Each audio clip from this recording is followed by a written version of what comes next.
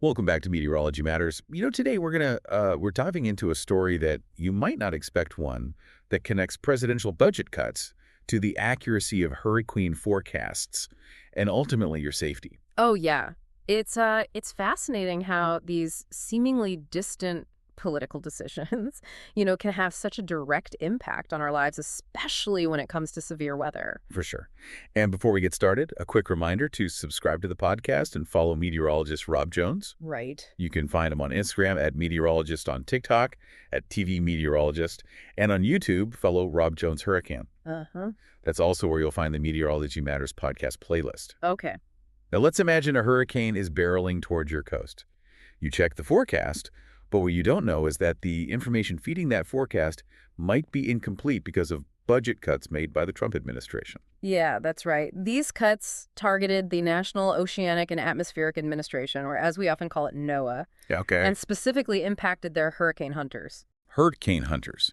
Those are the brave pilots and scientists who fly right into the eye of the storm, right? Precisely. They use specialized instruments, including Doppler radar, to create a 3D picture of the hurricane's structure.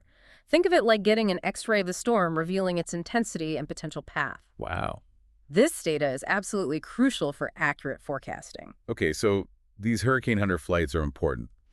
But how do Trump's budget cuts play into this? Well, the cuts led to layoffs within NOAA, including some key personnel from the hurricane hunters and the National Hurricane Center, Mm-hmm. the folks responsible for issuing those critical hurricane warnings. Right. One of the most concerning impacts is the loss of flight directors. Why are flight directors so important? What do they actually do? Every hurricane hunter mission requires a flight director. They're highly trained meteorologists who make real-time decisions during the flight, ensuring the safety of the crew and the success of the mission. But with fewer flight directors available, the number of flights that hurricane hunters can conduct is limited. So it's like a sports team being short a key player. They might be able to get on the field, but they can't perform at their best. That's a great analogy.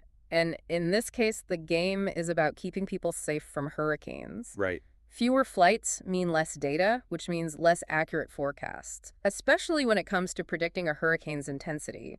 Experts estimate that with fewer flights, forecast errors for hurricane intensity could increase significantly, potentially, meaning the difference between a Category 2 and a devastating Category 4. That's a huge difference, and it seems like that lack of precise information could really impact people's decisions about whether to evacuate or how to prepare. You're absolutely right. The accuracy of those forecasts directly translates to how much time people have to prepare and make potentially life-saving decisions. This is pretty unsettling. I'm starting to see how these budget cuts could have a ripple effect, making us all more vulnerable to hurricane threats. It's a complex issue, and to make it even more real, consider the story of Carrie Englert, a flight director who was laid off despite her strong performance record. I remember reading about that.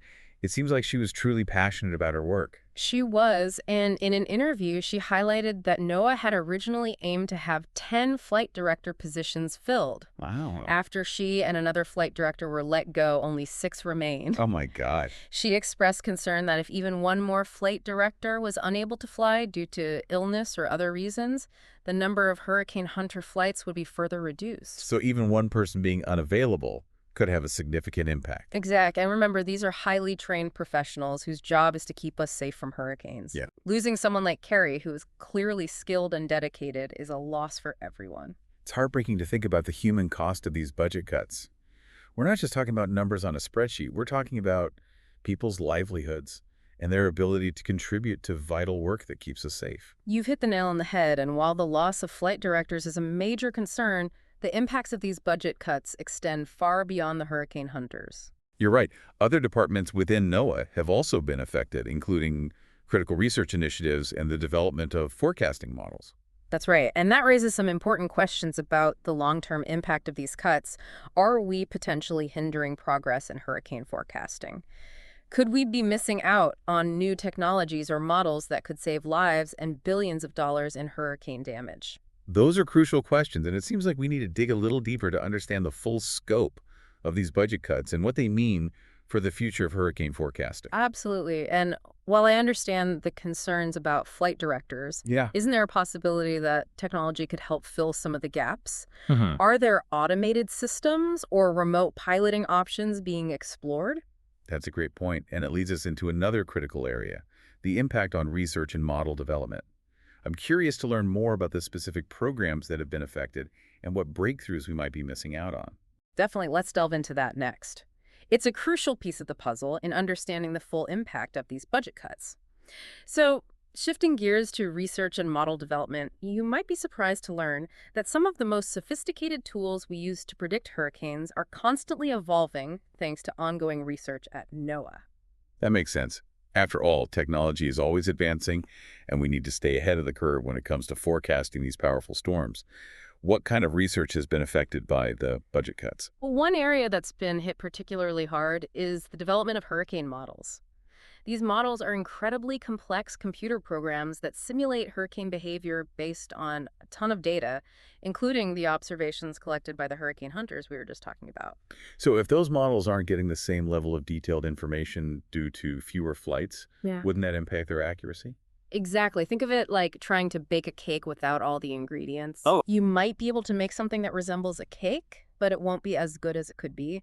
Similarly, with less data feeding into the models, their ability to predict a hurricane's path and intensity could be compromised. that's a great way to put it. It's like we're trying to solve a complex puzzle with missing pieces. Mhm. Are there any specific examples of research projects that have been impacted by these cuts? There are several. Unfortunately, one promising project that was delayed due to funding shortages was focused on predicting rapid intensification. This is a phenomenon where a hurricane can suddenly and unexpectedly increase in strength, sometimes by multiple categories in just a few hours. Wow, that sounds incredibly Yeah. dangerous. Why is predicting rapid intensification so difficult? It's a really complex process, and scientists are still working to fully understand all the factors involved. But having more data from hurricane hunter flights, especially from Doppler radar, could help researchers identify the early warning signs of rapid intensification. So without that research and those advancements in modeling, we're potentially putting coastal communities at even greater risk. Unfortunately, yes. Predicting rapid intensification is still a major challenge. But the research that was being done at NOAA was showing real promise in improving those forecasts. And those improvements could mean the difference between life and death for people living in hurricane-prone areas. That's really sobering. It Yeah. seems like these budget cuts have far-reaching consequences, not just for the scientists and researchers at NOAA, but for all of us who rely on accurate hurricane forecasts. Exactly. And the irony is that these cuts are happening at a time when climate change is making hurricanes stronger and more unpredictable. Right, so we're facing a greater threat, but we're actually reducing our ability to predict and prepare for it. It's a bit counterintuitive. Wouldn't you say we should be investing more in hurricane research and forecasting, not less? Absolutely. So we've talked about the impacts on the hurricane hunters and the research being done at NOAA. Right. But what about the National Hurricane Center? They're the ones who issue the warnings and advisories that we all rely on. Have they been affected by these budget cuts? Yes, they have. While the National Hurricane Center hasn't experienced the same level of personnel cuts as the hurricane hunters, they rely heavily on the data and research coming from NOAA to make their forecasts, so any reduction in data quality or research output ultimately impacts their ability to do their jobs effectively. So it's really a domino effect. Cuts in one area can have a ripple effect throughout the entire hurricane forecasting system. Precisely. And those ripples can ultimately reach all of us who live in coastal communities and depend on accurate forecasts to make informed decisions about our safety. I'm starting to see the bigger picture here. It's not just about budget numbers. It's about the interconnectedness of science, technology, and human lives. And it seems like we might be underestimating the importance of investing in those connections. I think that's a key takeaway from this conversation. Hurricane forecasting is not just about science, it's about people. It's about the scientists and researchers working tirelessly behind the scenes to improve our understanding of these powerful storms.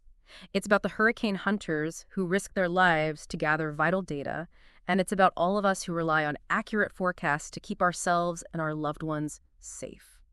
Well said, but it feels a bit overwhelming. What can we as average citizens actually do to ensure we have the best possible hurricane forecasts, especially in light of these budget cuts? That's a great question, and one we'll explore further. Okay. Let's explore that now. So we were just talking about, what we can do. And I think one of the most impactful things we can do is become, informed and engaged citizens. What do you mean by that? Well, for starters, we need to understand how weather policy decisions are made and who our elected officials are. Then we can make our voices heard by contacting them and expressing our support for funding scientific research at NOAA, especially when it comes to hurricane forecasting. So writing letters, making phone calls, that sort of thing. Exactly. It might seem like a small act, but believe me, those messages do get noticed, especially when they come from a collective voice. That makes sense. Is there anything else we can do besides contacting our elected officials? Absolutely. Staying informed about weather policy is crucial. We need to pay attention to proposed legislation, budget allocations, and any policy changes that could affect hurricane research and forecasting. So we need to be aware of what's happening and be ready to speak up if necessary. But how do we even keep track of all that information? Seems like a lot to follow. Yeah, there are some great resources available to help with that. Several organizations are dedicated to advocating for science-based policy, and they often provide updates and alerts about relevant issues. You can also sign up for newsletters from reputable news sources that cover weather and climate issues. Those are all great suggestions. Yeah. It sounds like knowledge is really power in this case.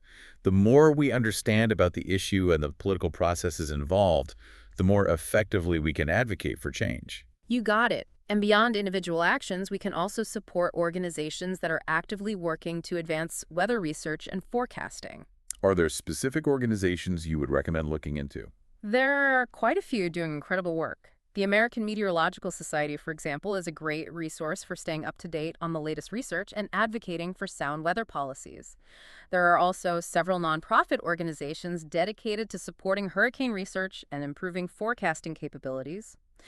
A little online research can go a long way in finding organizations that align with your interests. I like that idea. Supporting those organizations can make a real difference. It definitely can. Even small contributions can help fund research projects, educational programs, and advocacy efforts that ultimately benefit everyone. I'm feeling a little more empowered now, knowing that there are things we can do to make a difference. It's easy to feel helpless when facing something as big and complex as government budget cuts, but it sounds like every voice and every action counts. I completely agree, and I think it's important to remember that this is about more than just numbers on a spreadsheet. It's about people's lives, their safety, and their livelihoods. When we advocate for better hurricane forecasting, we're advocating for our communities and for a future where we're better prepared for the challenges of a changing climate. That's a powerful message, and it brings us back to where we started, imagining a hurricane barreling towards your coast. By staying informed, engaging with our elected officials, and supporting organizations dedicated to weather research and forecasting, we can help ensure that the information feeding those crucial forecasts is as accurate and complete as possible. Well said. It's a collective effort, and it requires all of us to play a part, but together we can make a difference. Absolutely. So that's it for today's episode of Meteorology Matters. We hope this conversation has provided you with a deeper understanding of the complexities of hurricane forecasting and the importance of investing in science and technology to keep our communities safe. Thank you for joining us, and remember, knowledge is power, especially when it comes to the weather. Stay informed, stay engaged, and stay safe.